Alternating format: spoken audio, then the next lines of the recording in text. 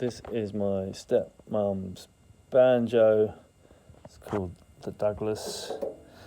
It's a lovely old guitar, lovely old banjo.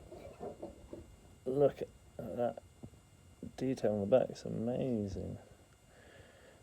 So intricate. Yeah, it's been well played over the years.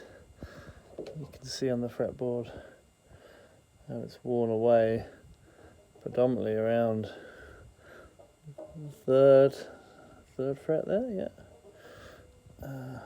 it needs a bit of a dust.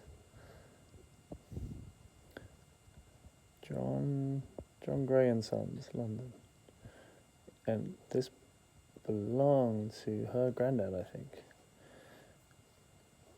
So yeah, it's fairly old. I can't say know much about it, apart from that needs tightening up and needs a bit of a dust. But other than that, it all works fine.